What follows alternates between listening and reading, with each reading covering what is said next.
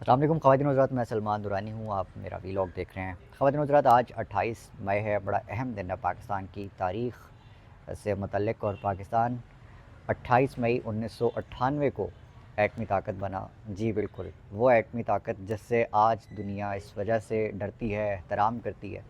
یہ پچھلے دنوں کا ایڈونچر ہے جو انڈیا اور پاکستان کے بیچ میں ہوا. تو انڈیا کیوں رکا؟ اس کی وجہ یہی ہے کہ پاکستان جو ہے وہ ایک ایٹمی طاقت ہے جس کی ریئلائزیشن انڈیا کو ہے. اس وجہ سے وہ ایک حد سے زیادہ آگے نہیں بڑھا. لیکن یہ کہنا ابھی بھی جو ہے وہ خطرے سے خالی نہیں ہے کہ انڈیا دوبارہ اس طرح کی کوئی حرکت نہیں کر سکتا. بالکل کر سکتا ہے. لیکن اس میں جو سب سے امپورٹنٹ بات ہے، آج جو ایڈورٹیزمنٹ ہوئی حکومت پاکستان کی جانب سے اخبارات میں جو یا پھر جو ایڈز چل رہے ہیں ٹیلی ویژن کے اوپر، وہ بڑے افسوسناک ہیں.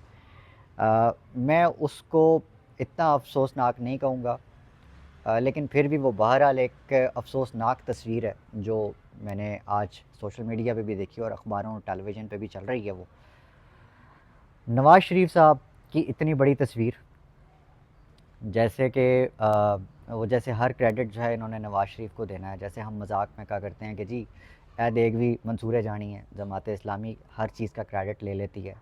تو نواز شریف صاحب کو بھی جو ہے وہ ہر کریڈٹ دیا جا رہا ہے.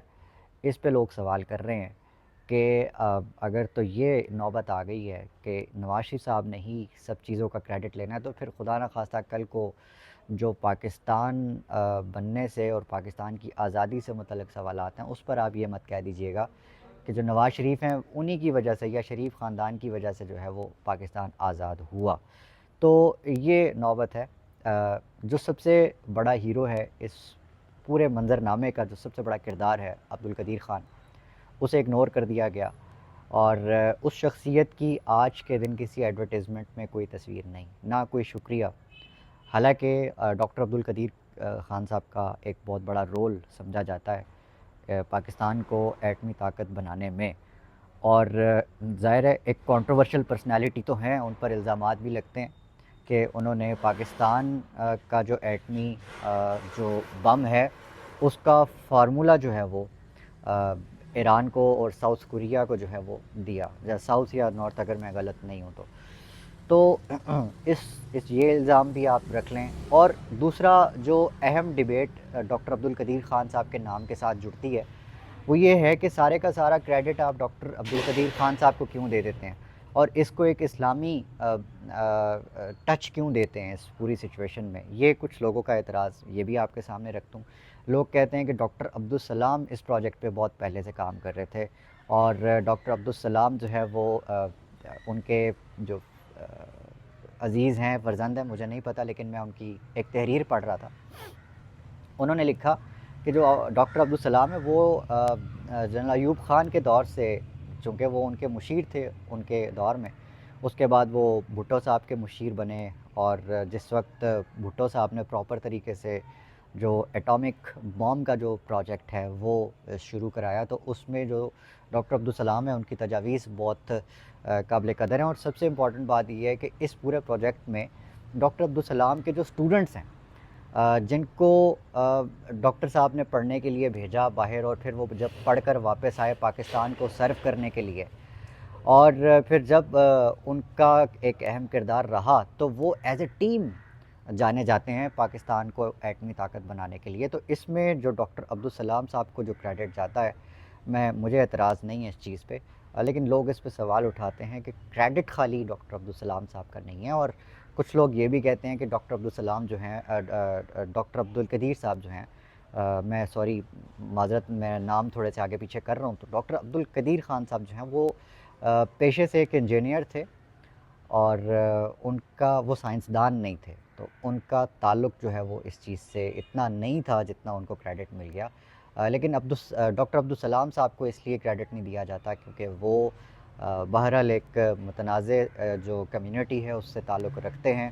پاکستان کے اندر ڈاکٹر عبدالسلام صاحب احمدی ہیں تھے، جو کہ ان کو ایک نوبل پرائز بھی ملا، لیکن پاکستان نے ان کو اس طرح سے اون نہیں کیا، نہ ہی وہ کر سکتا تھا، کیونکہ ان کا احمدی جماعت یا احمدی کمیونٹی کے حوالے سے جو ایک سٹینس ہے آئینی طور پر اور ریاستی طور پر وہ مختلف ہے، ڈیفرنٹ ہے. تو وہ اس کو الاؤ نہیں کرتا کہ ڈاکٹر عبدالسلام صاحب کو وہ کریڈٹ جاتا.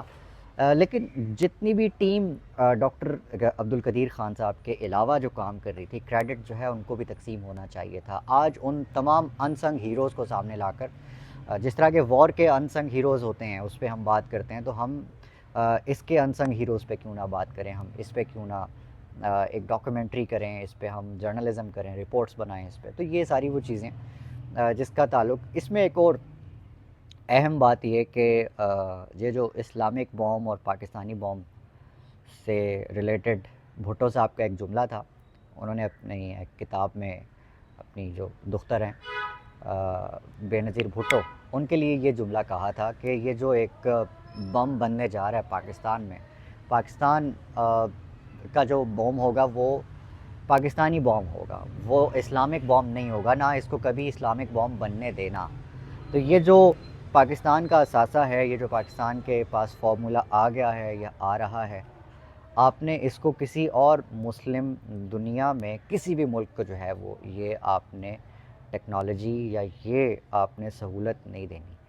تو یہ بے نظیر بھٹو صاحبہ کا بھی جو ہے وہ ماننا تھا، یہ بھٹو صاحب کا بھی ماننا تھا کہ پاکستان کے پاس جو ایٹمی طاقت ہوگی وہ آگے فردر نہیں جائے گی. یہی الزام ڈاکٹر عبد القدیر خان صاحب پہ بعد میں لگتا ہے اور اس کے بعد ان کو نظر بند کر دیا جاتا ہے. پرویز مشرف کے دور میں ان کی گرفتاری کا سبب بنتی ہے یہ چیز کہ انہوں نے دو ممالک، کم از کم دو ممالک کو یہ فارمولا دیا اور پاکستان کے ساتھ اس کو غداری تصور کیا گیا، جس کے اوپر جو ہے پاکستان کے ساتھ غداری اگر میں کہوں یا پھر کہوں کہ امریکہ ناراض ہو گیا، امریکہ سرکار ناراض ہو گیا، جس پہ مشرف صاحب نے، اور مشرف صاحب تو آپ کو پتہ ہے بہت، جتنے ایوب خان یا جتنے بھی ہمارے جو جرنیل ہیں وہ امریکہ نواز رہے ہیں، اتنے مشرف صاحب بھی امریکہ نواز رہے ہیں. لیکن خیر یہ ساری وہ تاریخ ہے. اس پورے میں جو اب ڈاکٹر عبد القدیر خان صاحب ہیں ان کا بہرحال ایک اہم رول ہے، اور جنرل مشرف کے دور میں جو ان کے ساتھ زیادتیاں ہوئیں انہیں نظر بند کیا گیا، ان کا جس طرح سے استحصال ہوا، ان کی فیملی کے ساتھ جو سلوک ہم نے کیا، وہ کوئی عزت دار غیرت مند قوم جو ہے وہ اپنے ہیروز کے ساتھ نہیں کرتی جو پاکستان نے کیا. خیر پاکستان نے تو اپنے جو ہیروز ہیں کسی بھی ہیرو کے ساتھ اچھا نہیں کیا. پاکستان نے اپنے جو سیاسی لیڈران ہیں ان کی حفاظت نہیں کر پائے. ایک بے نظیر بھٹو تھیں، بھٹو صاحب تھے جنہوں نے سٹینڈ لیا. نواز شریف صاحب نے بھی سٹینڈ لیا تھا 1998 میں، 1999 میں ان کی حکومت چلی گئی. اور پھر جب وہ ایک بڑا تاریخی جملہ بولتے ہیں کہ جب میں نے پیچھے دیکھا، آپ نے کہا تھا کہ جی آگے چلیں اور ہم آپ کے پیچھے ہیں، قدم بڑھاؤ نواز شریف، ہم تمہارے ساتھ ہیں. میں نے پیچھے مڑ کر دیکھا تو کوئی بھی نہیں. تو آج قیدی نمبر 804 عمران خان جیل میں اور پاکستان کا ہیرو ہے، پاکستان کی شناخت ہے، اور پوری دنیا میں جو ہے وہ پاکستان کی شہرت کا سبب بنا، اچھی شہرت کا سبب بنا. آج ہم اس کی بھی حفاظت نہیں کر پا رہے. آج وہ بھی جیل میں ہے، سفر کر رہا ہے. کن کی وجہ سے کر رہا ہے؟ وہ آج ملک پہ قابض ہیں اور ملک کے اوپر جو ہے وہ بادشاہ سلامت بن کے بیٹھے ہوئے ہیں، اور بادشاہت اس وقت رائج ہے اس ملک میں، جس میں آج ہم 28 مئی یوم تکبیر منا رہے ہیں. اس ویلاگ میں اتنا ہی، اگلے ویلاگ میں ملاقات ہوتی ہے. تب تک اپنا، اپنے آس پاس سب کا، اپنے پاکستان کا بہت خیال رکھیے گا. اللہ نگہبان. پاکستان زندہ باد.